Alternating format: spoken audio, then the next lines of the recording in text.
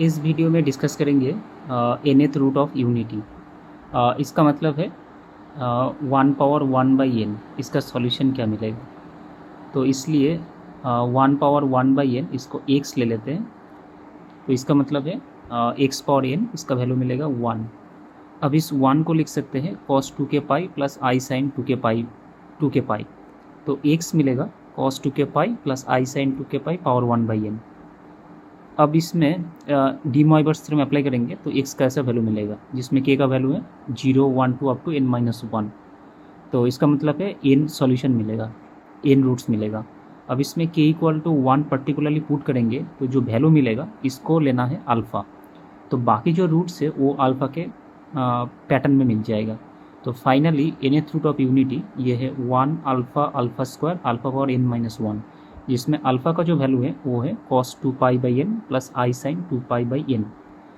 Similarly -1 का nth root मिल जाएगा और इस केस में 2k प्लस 1 मिलेगा और k का जो वैल्यू है 0 to n-1। अब कुछ प्रॉपर्टीज़ है nth रूट ऑफ यूनिटी, ये प्रॉब्लम सॉल्विंग में काम आता है, जे मेंस और एडवांस में। तो दो सिंपल प्रॉपर्टी है, एक है n इक्वल टू ऑड है, इसमें एक रियल रूट मिलेगा, और n इवन है तो इसमें दो रियल रूट्स मिलेगा और रूट से 1 and -1।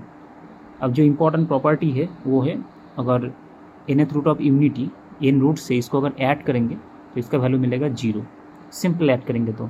और पावर लेके ऐड करेंगे तो इसमें दो केस है, अगर ये पावर मल्टीपल ऑफ n है तो इस केस में n आता है, और मल्टीपल ऑफ n अगर नहीं है तो इस केस में 0 आता है।